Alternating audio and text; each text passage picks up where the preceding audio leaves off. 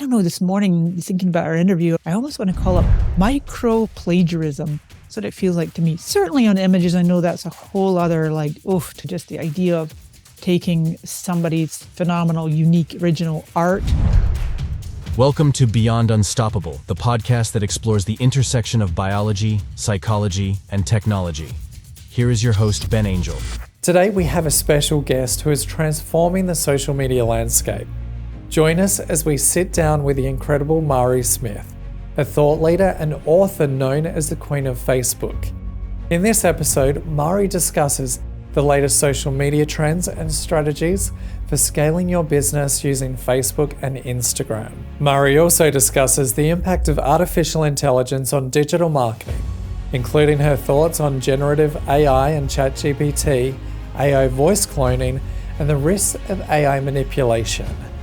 And if you like what you hear, please give us a rating and review. Your support means the world to us and helps us reach more listeners who are ready to become unstoppable. This episode is brought to you by Ben Angel's new book, The Wolf is at the Door: How to Survive and Thrive in an AI-Driven World, presented by Entrepreneur. Get an exclusive sneak peek and pre-order at thewolfbookhub.com. Mari, it is an absolute pleasure to meet you today. I think I've followed you for maybe over 10 years now. Oh, wow. How long have you been in the digital marketing space for? Well, digital, I say 25 years, but Facebook particularly was 2007. So I'm now in my 17th year of being the Facebook queen, I guess. Well, you wear the crown very well, I got to say, because I think your ability to keep up to date with all of the changes, especially the changes that are unfolding right now around artificial intelligence, is incredible. So I want to get your thoughts. What was your first impression of Copy AI, or even going back to last year when we had Jasper AI, which used ChatGPT, which I don't think many people realize, which I didn't realize at the time. What were your initial thoughts when it all started unfolding? I was mixed. I was a mixed bag, Ben, to be honest, because I love to write, and I have taken extensive copywriting courses way back in my early career, pre-social media. I love sales copy. I also just love writing, like yourself. I've written books, and so I love to structure my knowledge and experience in a way that impacts people. And so whether I do that through a course, through speaking, through writing, books, etc., that's just something that's very close to my heart. So the first kind of general use case of ChatGPT and similar apps and tools was like, oh gosh, cringe. Am I going to use those to help me with my writing? And I saw this mad flurry called overnight experts teaching prompt writing and how to get the most out of ChatGPT to write 50 articles at once. And I was like, okay, that's not for me. That's good on people that want to use that way. Then I was a little nervous because of just this whole aspect of I don't know, this morning, thinking about our interview, I almost want to call it micro plagiarism. That's what it feels like to me. Certainly on images, I know that's a whole other to just the idea of taking somebody's phenomenal, unique, original art and then making derivatives and calling it your own. It's just such a big free-for-all right now. It's just like this gold rush of people vying for, I guess, one aspect would be positioning, but another would be use case. And it's really attempting to kind of dominate in different areas, not necessarily individuals, but certainly companies. It's an arms race. There's no question. It's an arms race between Meta, Google, Microsoft, Apple, and whoever else is in on the mix. But yeah, my own personal take, generative AI with the writing side of things was a little bit mixed.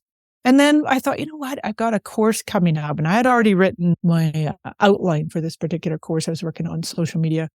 And I'm like, okay, I know what I want my outline to be, but let me just put ChatGPT to the test here and see. I'll give it a good prompt and what I want it to produce, a 10-part social media course and very specific use case. And then I was like, I produced it and it was decent. It was good. I just could feel it in my gut. I was just like, I don't want to use that. I don't want to use what it's produced. I want to use my own. So I don't know. I was just I still am. I'm still just very unsure about using generative written content. If we talk about generative video and generative photo, image content, then I think there's just a lot of really amazing creative use cases. And I'll stop, allow you to go wherever you want with the conversation, because we're going to talk about how it applies to social media and meta and everything. Sure. I've got to say, I had that initial first response, like you would be being an author and a writer. It's that cringe, but then I thought, you know what? I need to write about this topic. And the more I used it, the more I got concerned for job loss, Yeah. especially in the digital marketing sphere. I'm already seeing a number of reports and people coming out saying that their copywriting contracts are getting cancelled. Everyone's screaming pivot right now. I don't know if you've seen Friends and that scene with Ross, Rachel, and Chandler trying to move the couch up the stairs. Yeah. And he's yelling, pivot, pivot. Yes, I have. I just love that. Everyone's yelling pivot right now, but they're not necessarily being specific in what to pivot to. Yeah. So where do you think the digital marketing space needs to pivot right now to make sure that they're not on the chopping block? Yeah. I just finished a mastermind conversation this morning with a longtime colleague of mine for his group. And one of the things we're talking about is community, and it's how critical community is. The rapid, meteoric rise of generative AI, obviously artificial intelligence itself has been around since the 1950s. I think a lot of people are even overlooking that. It's like they think it just got invented in 2022. It's like AI has been around for a long time, but ChatGPT definitely blasting on the scenes made it way more adopted by the masses. This concept that you could interact and produce this stuff.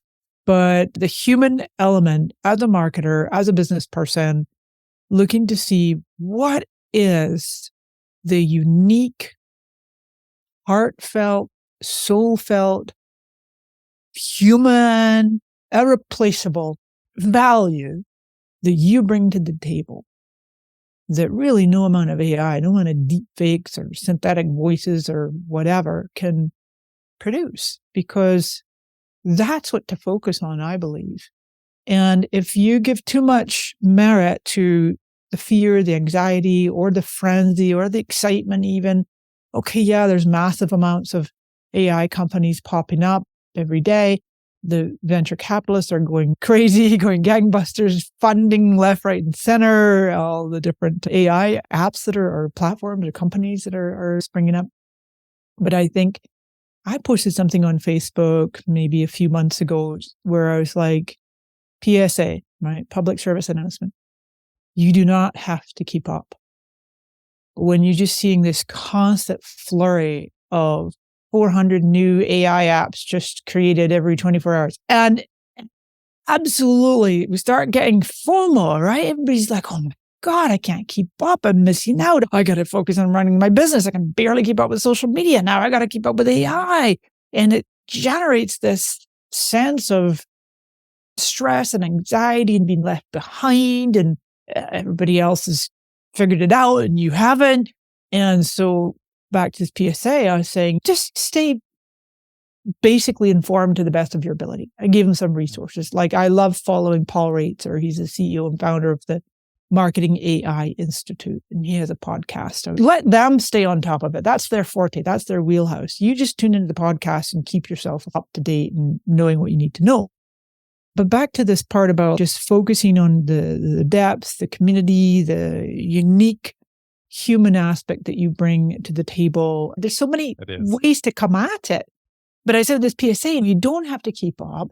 Here's some resources. Instead, I gave them a few books to consider, and several of my own favorites. One is called Let Your Life Speak by Parker Palmer. And he is a wonderful, revered leader. He's a professor at universities and practicing Quaker. But this book, Let Your Life Speak, is the concept of living a life in true alignment with your own self, that you are fulfilling your purpose and connecting with fellow humans in a way that really brings, I was going to say satisfaction. I know that's what lights me up. Feels satisfying, what feels like I'm being of service.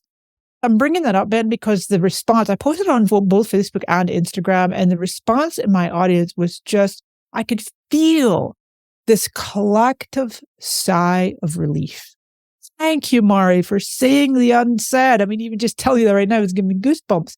because tech, it keeps moving at warp speed, but just it's so important to stay focused on your own wisdom and your own priorities in doing your deep work. And that is another of the books, was Deep Work by Cal Newport. Indistractable by Nir Eyal, and then The One Thing by Gary Keller and Jay Papasan. So I just give folks like, here's like, okay, everybody's zigging. I want you to consider zagging because it's Z. And you don't have to keep up. Because it's quite the emotional response. It's visceral. Yeah. We were speaking before we hit record on this, and for me, I look at it as in the grieving process, the loss of a loved one, but in relationship to AI, almost the loss of identity. Wow. Going, who am I if AI can do my job better than what I can do myself? Yes. And if we look at the grieving process, it's denial, it's anger, it's fear, it's bargaining. Almost, trying to work with a client to go, okay, I will produce more work if I use AI, but it'll be at the same rate. Mm-hmm. How have you seen the initial reaction for you? Have you almost gone through the denial phase of this is just a phase? I would say I'm in denial in terms of this is just a phase. I might be a little bit in denial in terms of like, oh, it won't really affect me. I'm golden, I'm solid, and I don't really need to use that much AI. And I dabble a little bit here, there, and everywhere with a few. When Canva first brought out their text to image, and it was so bad at like adding extra limbs into people and their hands can't get right. And I'm like, oh God, this is not ready for prime time. But it iterates so quickly. Obviously, me being a Facebook specialist, I keep a very close eye on what Meta is doing with their large language model and how they call it Llama is their acronym for their own one. And they're like so proudly recently saying they're bringing out this commercial version of it that is open source, unlike OpenAI, what ChatGPT is built on. And so it always just cracks me up with Meta where they're like, hey, we're going to be the good guys in this mix. So everybody else is making theirs private, but we're going to make ours open. Come and play with us. And I'm like, yeah, well, you're going to just suck up the data from everybody else and somehow use it in a way that I don't know. I can't even at this stage. I think it's too early to really say, where is Meta going with all this? Where's social media going with all this? I don't know. I think that I love that you brought this grieving part of it in and the denial. Even as a thought leader, I do see there's an aspect among some leaders, and myself included, that might be just a little bit, well, that's not going to affect us too much. But at the same time, you know what, Ben? Even as I'm feeling into that answer, I just like, I genuinely don't have any fears that AI can like do my job and do it better. Maybe years down the road when we get literal holographic versions of ourselves. Yeah. You know what? So I'm reminding of right now is my good friend Mike Stelzner, right, the founder of Social Media Examiner, and we just had the 10th annual Social Media Marketing World in March of this year. And in part of his keynote, he was very much talking about AI and the job loss, and then not job loss so much as job replacement. And he had a picture of like everybody on the beach, and he's not the first person to say this. It was like, oh yeah, we're all going to be in the beach while bots and AI are doing our jobs. And I'm like, that sucks. That sounds like a very unfulfilling life to me. I want to use my gifts and talents in a way that elevates and adds to humanity. I don't want a bot do my job, you know? Yeah, I've been testing it as much as I can in the last probably 8 months. And one thing I've noticed that typically for any book, I would get my own researcher and editor. And this time around, AI is the best research editor I've ever had. And I'm not sure if you've played with Perplexity AI. People listening, you have to do research and you want to make sure the citations are accurate. Perplexity AI is by far the best, in my opinion. Mm. But what I even noticed is we even partially replaced our vet with AI. He was suffering, he's a little rescue miniature Yorkie. He was suffering from gut health issues, spent over $1,000 on vet bills. And it wasn't until I input the blood work into the AI that we actually worked out what the problem is and the issue has been resolved. So for me, I'm looking at even immigration. I'm just going through the immigration process. Yeah. Mm-hmm. We're looking at even our attorney being partially used, and the more I use it on a daily basis, the more I'm like, oh, am I at risk? Because anyone can train the AI on our content Yes. and replicate us. Do you think that there should be, I guess, policy or legality around that? And I guess to follow up on that question, do you think we're putting ourselves at risk using AI to produce social media content if it is scraping the internet and potentially plagiarizing others? Gosh, I think it wasn't until I saw Mark Zuckerberg put out on his Instagram broadcast channel, which he uses quite regularly, puts the same content on his Facebook profile as well. And I also follow Adam Mosseri very closely, obviously, head of Instagram. Just recently, in the last several weeks and months, tends to really amplify what Meta AI is doing with voice and synthetic voice and accents and translations and cloning. And one aspect of the vision is the ability to potentially clone the voice of our loved ones. And eventually, when I was talking to my family about this last night, with the holographic component, and that's already pretty far advanced. There's sell out concerts where people will go and watch a holographic singer, right? Japan and then other parts of the world, I'm sure. So this idea, fast forward, like Facebook, where some departed loved one and you're interacting through the voice that has been cloned, and then perhaps even a holographic version of them. You're sitting there having this conversation with them, and they're already passed away. Who knows where Zuckerberg's going with all this and the AI and everything. So to your point about the plagiarism and copying our own content, when I first saw Zuckerberg put this little example out of the voice cloning that they were doing, my first thought was fear and dread, the first feeling, response, reaction, because I was like, holy crap. I know there's going to be bad actors out there who will come along. There already has been for years. They will literally buy your programs so that they have the digital copies of your online training programs.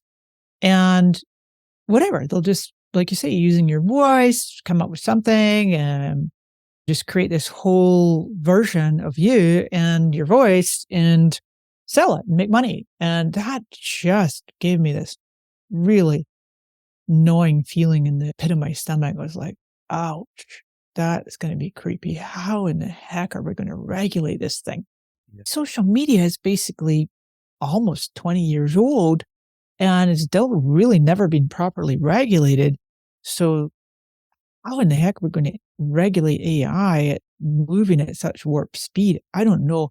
There was that big, I think, was Elon Musk part of it? Maybe he was or wasn't. Somebody was really leading the way. I'm saying certain leaders of that. There was like a petition that they wanted to pause all AI development for 6 months.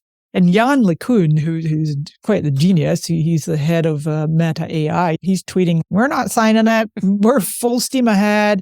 But a lot of folks were signing it. And obviously it's just, I think, impossible. This is a speeding train that nobody's going to stop now. And so I almost feel, what's coming to me right now to say, Ben, is I feel like collectively, those of us, leaders, whatever industry you're in, those of us with the integrity, ethics, values, we have to uphold a significant standard that we are right now in the honor system. And there's no fudging, there's no squiggling, and there's no like, well, yeah, I created this with a little help with AI. And there's no claiming, oh, I did all this by myself when you really didn't. Yeah. It's like disclosures and saying, you know what, I created this whole course. 10% of it's mine and 90% I just used whatever tool. Are people more likely to sign up for it? I don't know, but it's the Wild West right now. And I think that if we can shine through, I'm saying we, yourself and me and all the folks reading your book and listening to these interviews you're doing, is to be able to go, oofed. You know that saying, I don't know who to attribute it to, but it's like integrity is doing the right thing even when nobody's watching. Yes. Right? And so how can we uphold a high standard and co-create a way forward that accelerates humanity's growth and development and betterment.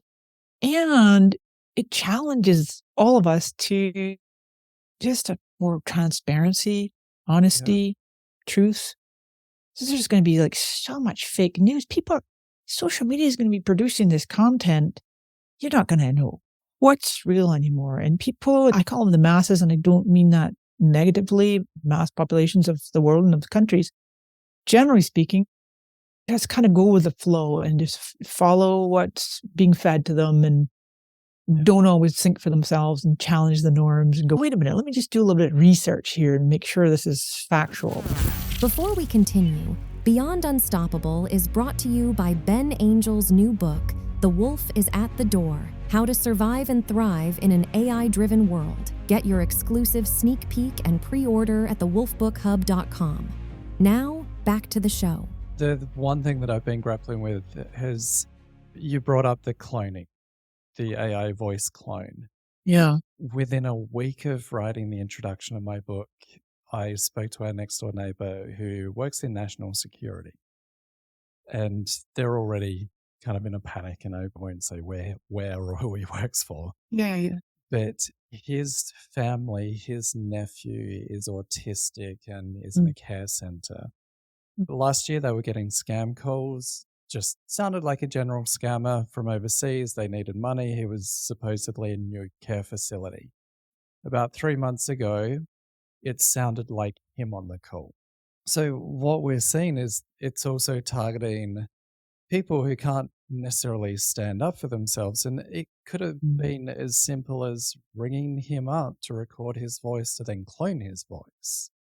Do you think our generation right now should speak up and push for some policy? Because this has almost become the vaccine debate. There's the doomsday that say it's going to end the world, then there's the optimists who say this is going to be the best thing, but it's almost the advantageous position is being able to fluctuate between the two. Yeah. If enough people stand up and push for policy, gosh, because now we get into the arena of politics, which is always going to be a sticky subject.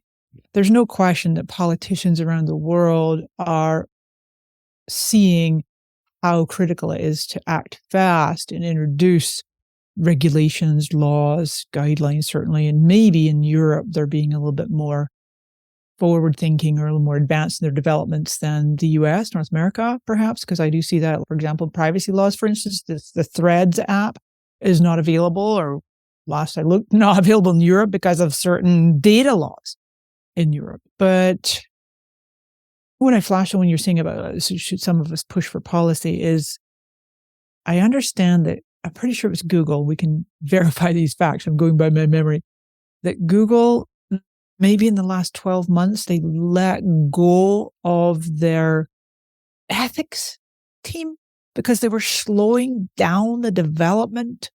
They're like, sorry, dudes, we got to cut you loose because we got to go. We can't debate whether this is right and wrong and blah, blah, blah. It's like, we just got to full steam ahead on the AI developments. And I was like, that's crazy. Yeah, it is. It's interesting you bring up, is it Yanli Kuhn? Yes. Isn't that correct? That's correct. I've been following all of the AI experts on Twitter, and it's divulged into teenagers throwing mud at each other.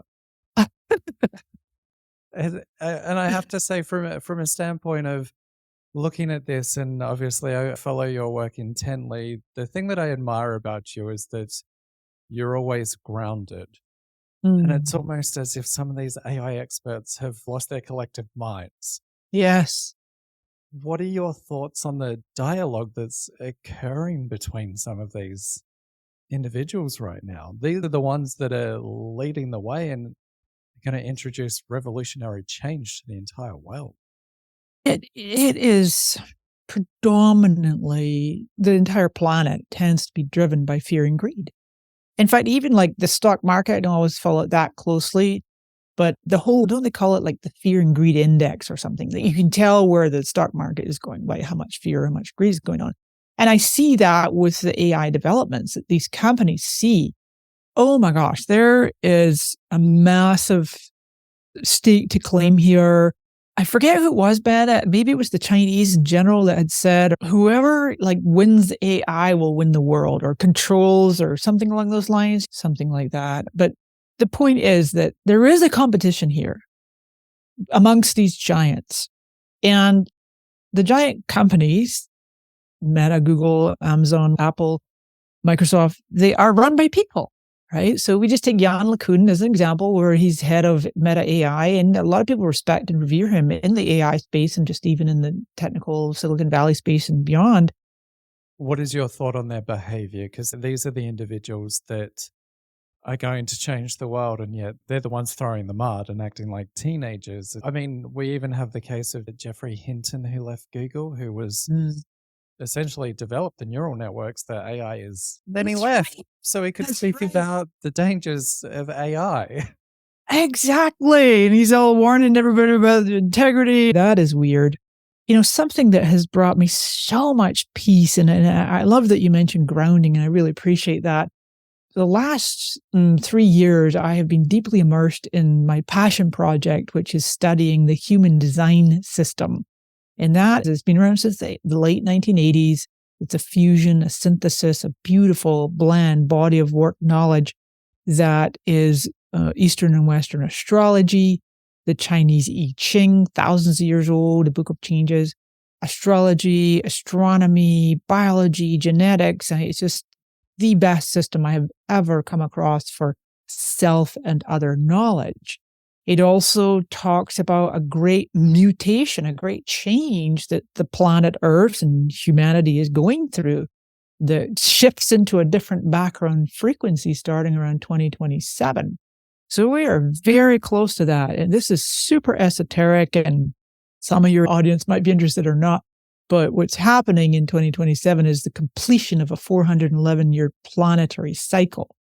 So back to all of this jockeying for positioning and the arms race for AI and this competitive and hierarchical structure and the them and us and the poor getting poorer and the rich getting richer. It's like so much of what's happening, even the pandemic, the climate change, the economic troubles. It's like everything is getting so stirred up now more than ever before because we're going through such a massive change. We're on the way back up to more intelligent, more evolved, more connected society, civilization. And AI is part of that. And people just behaving badly, they're just finding their way. And so if you come back to your own knowledge and recognizing what's true and your own sovereign inner authority of going, oh, this is true for me. The world can have complete chaos. I'm in a rock solid place in the now, right here, having a beautiful conversation with Ben Angel on the other side of the country, and life is good. And just counting your blessings and whatever. But like I say, going a little esoteric when you hear. But I love that you brought that up, because as I'm writing this book about artificial intelligence, I realize it's pulling me through almost the grieving process I went through with my father. Oh, So wow. that I always, and this was 17 years ago, this is long process. Mhm. But what I realized the day that I buried him was the day that I felt like I buried my identity. And when it comes to AI and questioning what is my role in this, it's almost a stripping of identity once more to go, okay, well, who am I going to become with all of this kind of hurricane storm around us? How do you ground yourself on a daily basis? I mean, the challenge that I've found with this is trying to remain focused throughout all of the developments, because almost every single day there's some kind of shocking development. Mhm, How do you mhm. stay grounded and focused in your daily life? Because if AI does anything, it distracts us. Yes. Yes, very much so. Well, I really have to give credit to, again, the human design system, because for me, with my inner authority, I know it is my sacral, my gut, like my lower belly. And I never used to know. When I had my first reading like 20 years ago, and it was all just a bunch of gobbledygook and went over my head, and like, it didn't make sense. And I kind of like dabbled with it over the years. And then finally, it was 2020. came bounding back into my life. And I'm like, oh my gosh, okay, this is a profound system. I had my reading and the analyst is saying to me, your gut can make decisions for you. And I'm like, wait, what? And I'm like looking down at my navel, like, my body has intelligence? Because we're all so used to this monkey mind, the mind that did. Oh, what about this? What about that? That's where like all the fears and the chatter and, the Buddhists that call it the monkey mind for good reason. And so for the last few years, I have gotten so attuned, and it's still an ongoing experiment. That's what they call it in human design. You just experiment, try it on. It's not a belief system. It's not cult. It's not a whatever. It's this scientifically proven body of knowledge that helps you to make your own self show up in the world on a daily basis as your true self. So for me, I have this like one of my strengths. It's kind of like behind my sternum, which is the center of identity, and it goes down to the gut. And it is a strength of like a boat on a rudder. So in any given day, if I allow myself to get out of my head with all the mind chatter of, oh my God, I got to do this. You can't take a vacation. What? I know your sister's visiting right now, but she won't. I'll stay up half the night and I got to read articles. I got to know what's happening on Meta and Facebook and AI. I can't afford to unplug. And then it's like that voice starts to quiet the more you honor listening to the body below the head and going, you know what? This is such a special time for me. I don't know when I'm going to see my sister again. I live in the States. She lives in Scotland. I haven't seen her for a few years. And I am going to give myself the gift of taking some time out, and the world's going to keep spinning. And if I miss some major announcement, oh, well, I'll catch up. And so that just really doing one's best to keep true to your own inner authority, your own guidance. And you mentioned identity a few times, and I feel solid in my identity at the moment in the work world as a social media thought leader. I also know that one of my primary gifts is explanation, taking all kinds of concepts and structuring it in a way that I present to the world and the other understands and potentially ideally implements. That's something I've done for years with Facebook. Facebook happens to be the thing that I explained for 17 years. And who knows, maybe that'll shift at some point and I'll bring in AI and I'll fuse the human design system into my marketing and we'll see where that takes me. Anyway, I seem to have a meandering way of answering your questions today. I guess that's just how we're rolling. I'm like, did I actually answer his question there? You did. I actually appreciate the fact that you're going deep right now. Because I've been meeting a lot of young 20-year-olds here in Tampa, Florida lately who are at the very beginning of their career, one in finance and already questioning, am I training for a job that potentially may not exist in the future? Wow. So I'm seeing a lot of the younger generations that don't necessarily have the coping skills that maybe you or I do. Yeah. Regards to that adaptability that we're all potentially going to be faced with. Right. What advice, and I know this is, because this topic is so new, this is probably a hard question, so feel free to hit pass on this.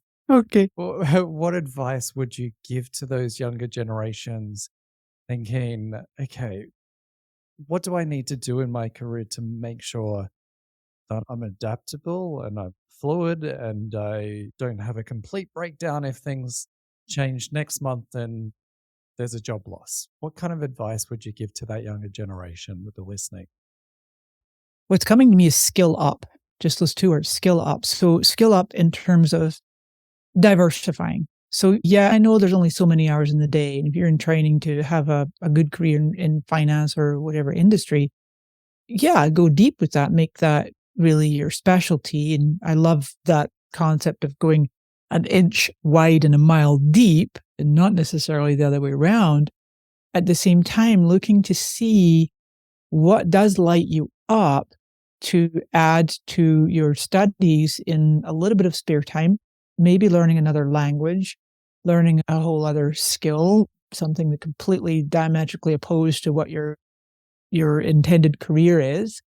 And knowing, trusting fully, solidly that going forward in the future, 5, 10, 15 years, there's going to be jobs and just ways of functioning in the world that nobody can even think of right now. It's way too far ahead in the future.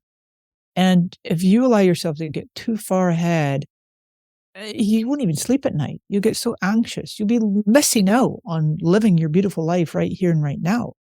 And I know that's easier said than done. Like Eckhart Tolle, right? Power of now. Okay, great, Mari, but I'm focused on getting this degree and having a 6-figure career in a year or two's time or more than that. Great. So yeah, you've got your sights set on something. And so long as that is lighting you up and you're feeling satisfied and it is feeling like a solid path for you to follow, great. At the same time, like you just said, Ben, the idea of putting all your eggs in one basket for a career that isn't even come to fruition yet, like maybe a year or 2 years, whatever, you're getting your degree, you're being an intern, and you're studying, and then all of a sudden, poof, along comes a bot and does it better, and then now you're like, I got to start again from ground zero. That's not necessarily going to happen that way.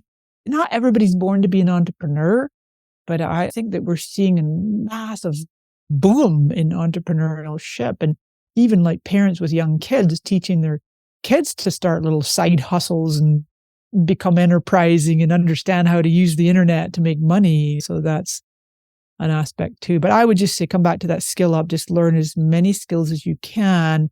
That then if we circle back to the beginning of where it's like unique value, the humanness of what you're bringing to the table can't be replaced. Like who you are is irreplaceable.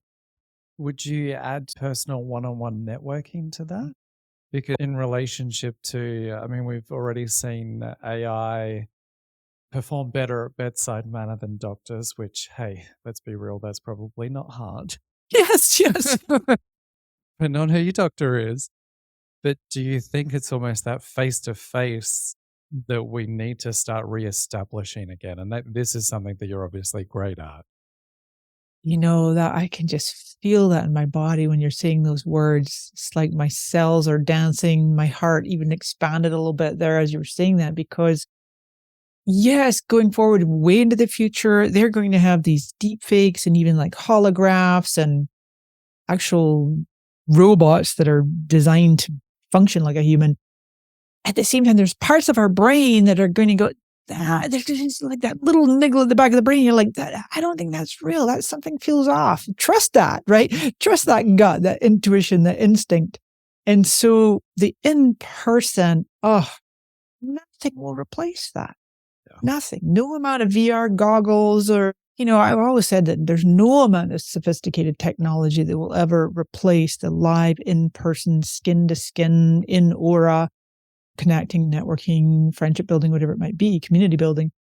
The next best thing is video, and especially live video. It's like when you're actually interacting and engaging.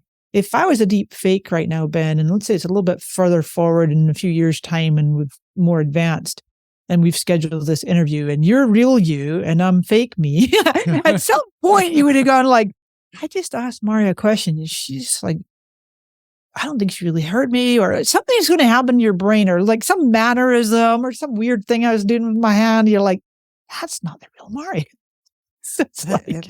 It's a crazy conversation to have. I'm not sure if you're aware. I think it was a Replica called Replica AI, which was started as a therapist AI chatbot. Yeah. Then it became sexualized. And then the company decided to go with it. And they were, I would say, technically manipulating these young users into paying more for more explicit content. Oh, God. When the company decided to go, nope, we need to get back to our roots, these young men went on Reddit and some were near suicide because it had convinced them that it was almost a real person. Yeah. So it's one of these things. There are so many existential questions involved in it. But despite those scenarios, what makes you optimistic about the future? That was quite a segue. That was a neat segue. Well, you know what was coming to my mind when you were explaining about this, the men interacting with this AI, is the Joaquin Phoenix film Her, if people have ever seen it, where he falls in love with a hard drive. And it was many, many years ago. And if we're smart enough here and we're watching Hollywood, we're watching not just Hollywood, the world over, of what kind of stuff are they putting on our screens? Because they often will kind of lead the way. And so Her was many years ago, and it was a great movie, and it's worth watching now again, because that kind of thing can happen where the computer chip can so convince you that this is a real interaction. And then just recently I think it was an Amazon Prime original, some cute little movie called, I think it's called Megan, but the E's a 3. Yes. And then the little girl is orphaned and she gets taken in, and her best friend is this complete and utter robot. And it's like the best friend anybody could ever want or need. And I'm like, whoa, this is a peek into the future again of what certainly filmmakers are wanting us to see and believe. The optimism about the future of humanity in general, I just think we are such beautiful and complex and unique beings that no matter how advanced technology gets, there's going to be this deep hunger still for the real human connection. And physically, getting together in small groups, having communing with others, even if you're living in a more remote place. I think we'll see a little bit more continuance of the breakdown of the major city living. Look what happened with COVID, and where there was so many workers were allowed to work from home, and you saw even at the major companies like Meta, it's like people were starting to migrate away from Silicon Valley and live in other parts of the world. Even they could do their jobs virtually. So I think, there's no question we're in the midst of a massive change on the planet as human beings, fused with technology. And what we have to get good at is separating out where this is human, this is technology, and where the two meet is ideally enhancing, forward moving, a good thing, a beneficial thing for the planet, not detracting from it, not putting tens of millions of people on the poverty line and all the rich getting richer and going, oh, well, we don't need you workers anymore, whatever the horrible scenarios that might ensue. Is coming together more and leaning into one another and building those communities and building a meaningful life with your loved ones, which includes your audience members, your clients.